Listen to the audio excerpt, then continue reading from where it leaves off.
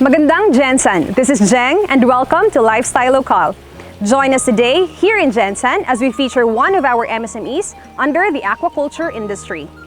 We all know that Jensen is the tuna capital of the Philippines, kaya naman maraming mga produkto ang nagawa galing sa isdang tuna. Pero alam nyo ba na hindi lamang tuna ang marami dito sa Jensen? Sagana din tayo sa isdang tinatawag na catfish, Hito sa Tagalog or locally known as pantat na isang freshwater seafood. For today's episode, andito po tayo sa Saxonylyn Scifish Farm dito sa Barangay Katangawan para alamin ang potensyal ng Hito farming bilang isang negosyo at para matikman natin ang kanilang mga Hito products. Magandang Jensen, Ma'am Arlyn! Hi, magandang Jensen and welcome to our humble farm, Saxonylyn Scifish Farm. Thank you so much po. So sa ating mga viewers, si Ma'am Arlyn Mandas po is the owner of the Saxonylyn Scifish Farm dito sa Barangay Katangawan, Jensen. So, isa silang major producer ng African Hito dito sa atin. So, she was also a former professor from the Mindanao State University under the College of Fisheries, and she was a research fellow at the Ohio State University, USA.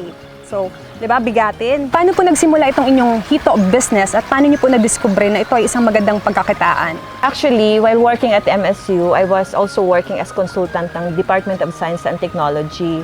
So as I was going around, I realized na malaki ang problem ng mga growers ng Hito when it comes to producing their fingerlings. Kaya basically, this farm is really for fingerling production. Kasi nga, when I was teaching in MSU, since that time I started teaching, that was 25 years ago, I was already teaching the students yung paano mag-induce breeding ng catfish. So I already have the skills, and then I found out that there's a huge demand in the market.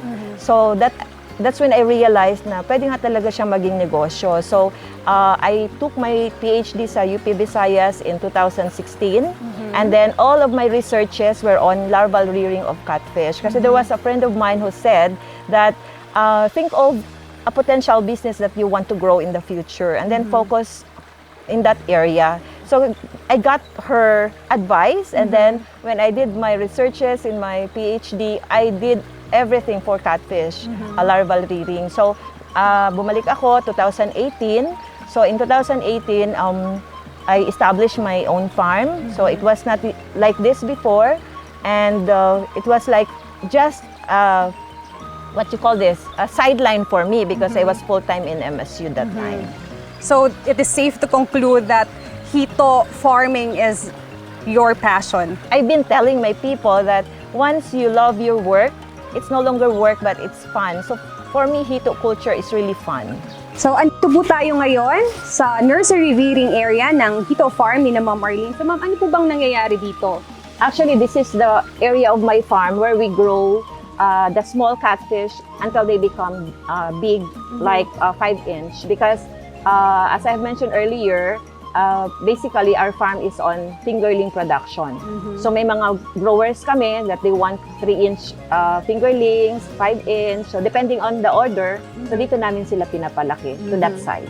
So Ma'am Arlyn, ano po ba yung mga minimum requirements to start a business like this? Starting a Hito business does not really require a big area, a big capital.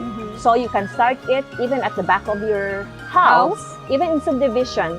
Because before, di ba, very common yung hog racing sa likod ng bahay, but mabaho at maingay. But if you do this, just a small area like this is just 1.5 cubic meters water, you can already produce half a ton of fish in this area. So for our viewers, sinasabi ni Ma'am Arlyn, you can start small with this business opportunity. Yeah, and you can grow big.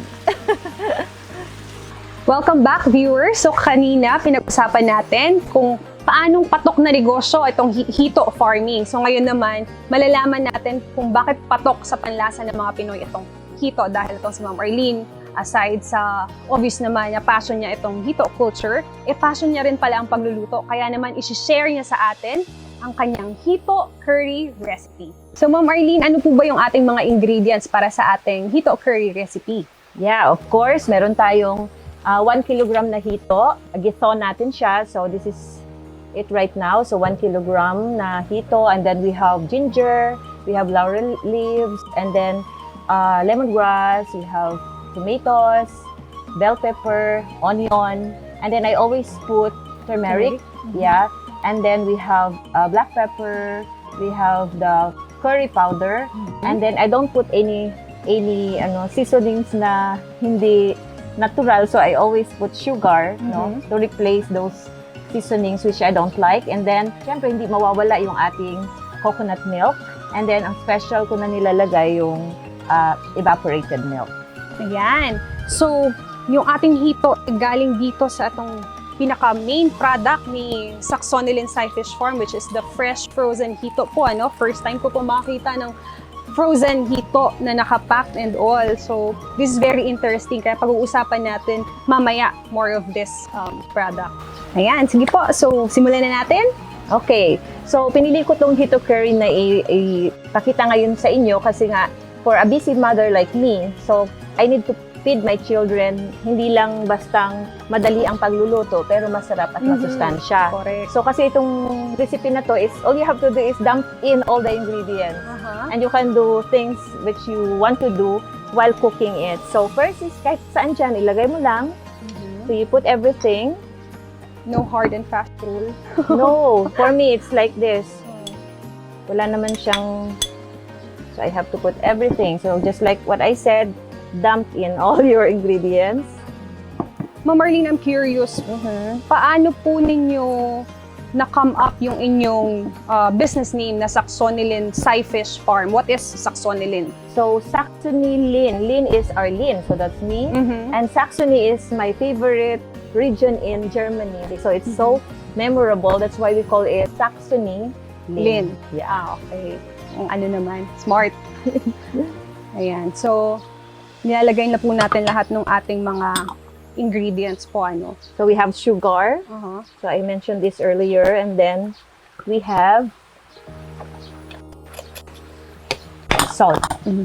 Okay.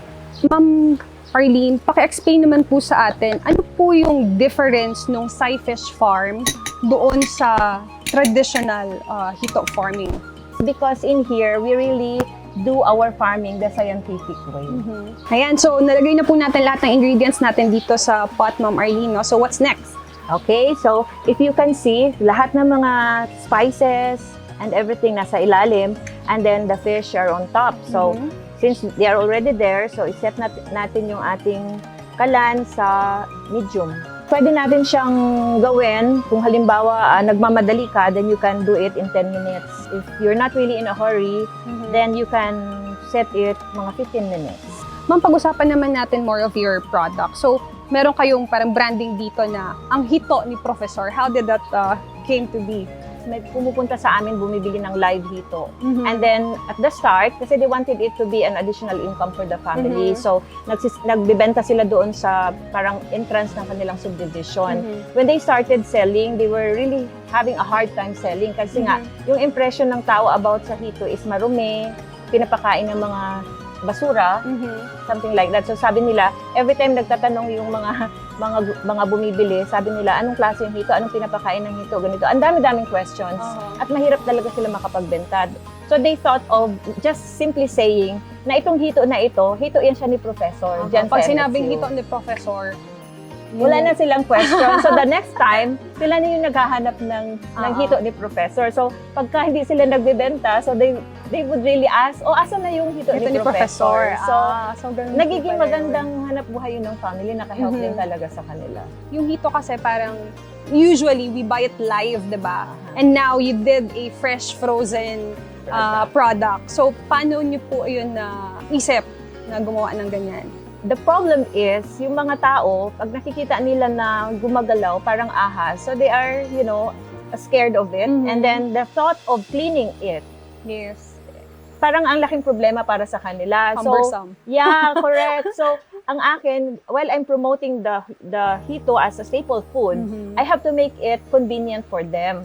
Kaya we come up with this product so that yung mga taong gustong kumain ng hito is mas mapadali sa kanila because all they have to do. Sila ng time, ng energy, and like you said, para sa mga busy moms like you. Yeah, so they can prepare this in a very easy and convenient way because all they have to do is just throw it, so galing sa freezer, throw it, and then we tried cooking, ilang months siya sa freezer, ganun pa din ang lasa with that of the live. So we have a ready to cook halal hito. Yes. Ma'am Arlyn, you mentioned that Hito fish is very nutritious. So, paano siyang nutritious? Its protein content is more than 40%. Yung other meat products like pork, chicken, Chicken, or beef, ang kanilang protein content niyan, it's just half or even a little bit higher than half than that of catfish. So 40 plus. Then compare the price. 'Di ba? No, malaki masyado ang difference. Now, aside from protein, meron pa siyang other feature na masyadong mababa yung kanyang cholesterol. Okay, which is the problem when you eat pork, chicken, or beef. Okay? Yun yung isang binabantayan talaga ng mga nagda-diet. Yes, exactly. Especially if you have health problems. Para bang every time you eat chicken, every time you eat pork, di ba, para bang nakukonsensya ka, you don't get to enjoy your food anymore because you think about cholesterol. Okay? But you cannot think of that when you eat catfish. So, guilt-free eating pag Hito fish yung pinakain. Guilt-free eating kapag ka kumakain ka, and all you have to think about is the taste. Masarap siya at nutritious siya. At hindi siya sobrang mahal. Yeah. And many other nutritional benefits like yung kanyang lipid profile, yung kanyang amino acid profile, maganda when you eat catfish. Yes. So sa ating mga viewers na nagwa-watch sa kanilang mga diet, Hito fish is a really good, healthy option, no, para sa inyong mga meat source. Ayan, so luto na po ba yung ating curry, Ma'am Arlyn? Yes, luto na. Ready na. So turn off na natin.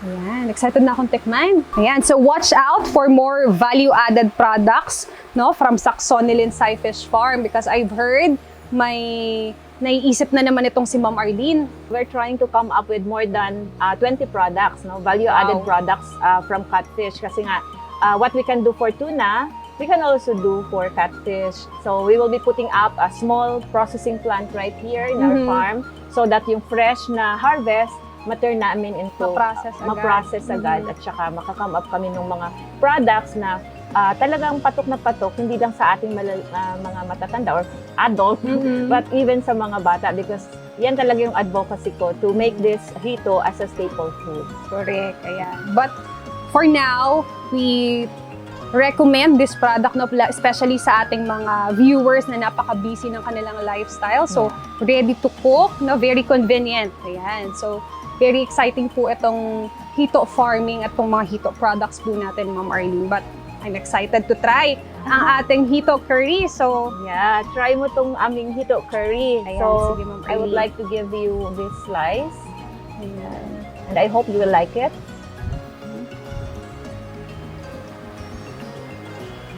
Ayan po. Thank you. And then we have to put a little sauce. Ayan, maghilig ako sa maanghang eh. So, Tikman mo kung I'm anong positive that I will like this one. Yan. Sige, subukan natin. Napaka-tender nga ng kanyang ano. Yeah. Okay. And of course, I will also get for myself. Ayan, I'll use this spoon. Sobrang soft. Sarap! Parang gusto ko magkanin. Maraming salamat po sa inyong pagsubaybay. Please like and visit our official Facebook page, DTI General Santos City.